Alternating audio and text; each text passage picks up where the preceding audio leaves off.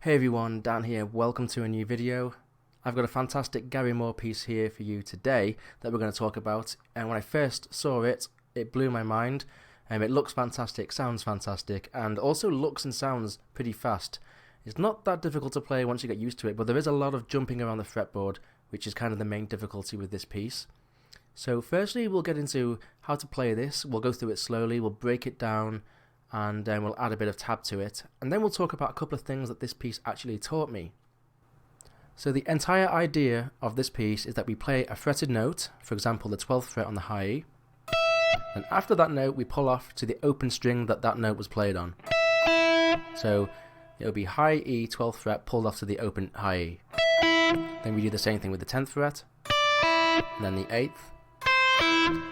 That would be the first 6 notes if you include the pull-offs. I play this whole thing with downstrokes, by the way. And then, after that, we would go to the B string, we would play these notes. Okay, again, use the pull-offs in between. Then we'll go to the G string, play these notes. With those, pull-offs in between. Finally, the D string. Okay, and at the end I play an open E, but with the pull-offs it would sound like this. So the last note I don't actually pull off, I just play it and then go. Play the low E on it. And the second time we go through this, we go okay on the high E, and then on the B, and then okay, so we have that vibrato there on the 7th fret of the G at the end. Then we go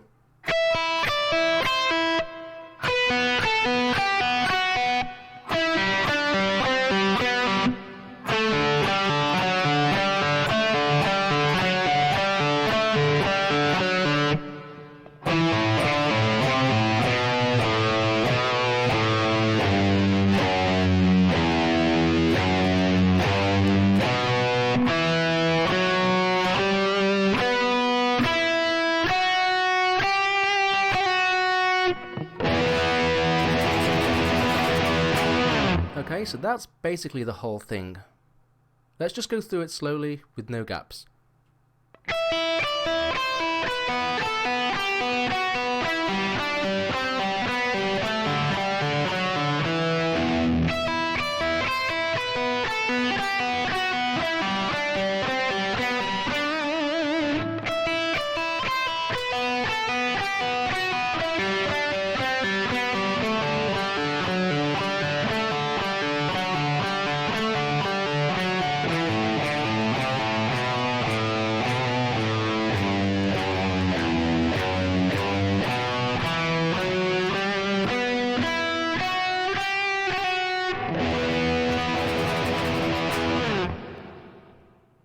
So another cool thing to learn at the end is that ending phrase. That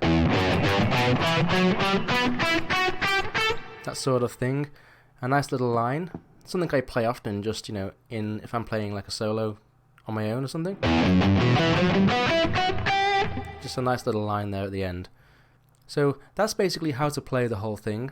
Hopefully you pick that up pretty easily and you can just practice it. And it does take all these notes from the E minor scale, by the way. Didn't mention that at the start, but that is true. So one of the first things that this piece actually taught me was kind of how to map out the fretboard. We can link a few different scale shapes together.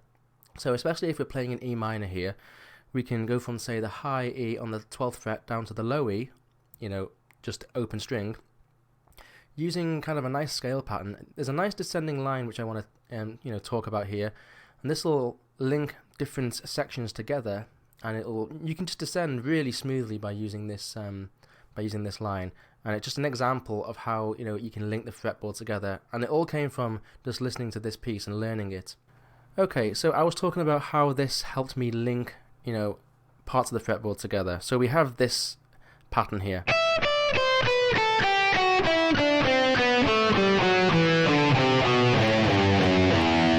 Okay, that's just a nice pattern anyway that fits under the fingers.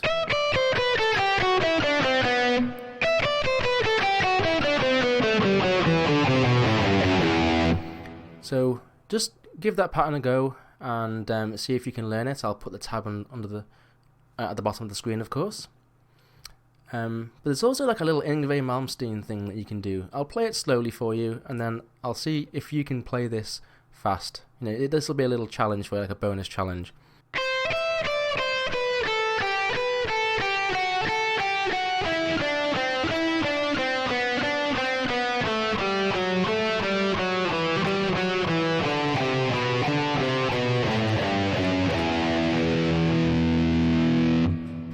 So that's such a cool way of just descending using that nice line there.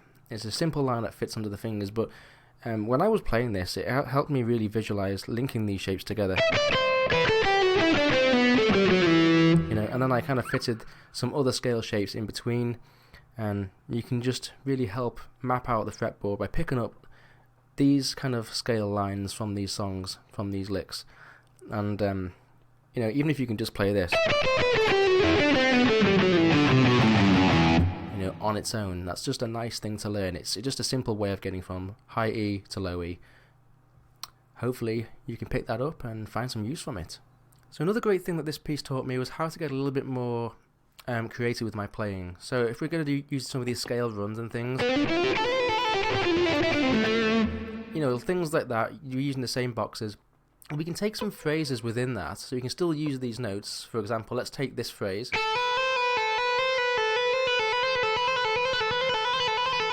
Okay, and let's just maybe put like an open string into that, and we get this sound.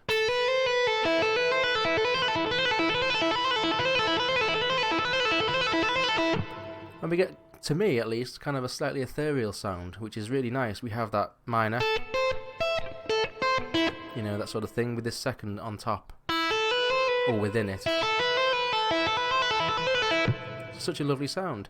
So little things like that which come from just adding in some of these open strings, you know. Again, we could go like whatever. So there we have, we can add in, even do it up here, then there, back to the A, okay? That sort of thing. There's all sorts of kind of infinite things that you can kind of come up with. Little arpeggio based thing, which I would call that. But again, you can use them within your licks or come up with ideas, you know. Just be a little bit more creative. It's all cool, you know. Open strings. So hopefully you take something from this video and you'll have a lot of fun experimenting. That's kind of half what this video is about. Of course, just the actual main piece that we were talking about, the Gary Moore piece, is just awesome within itself. And yeah, if you enjoyed the video, please consider taking some time to give a bit of a thumbs up, and sub if you want to see more. So I will see you soon. Have a good day.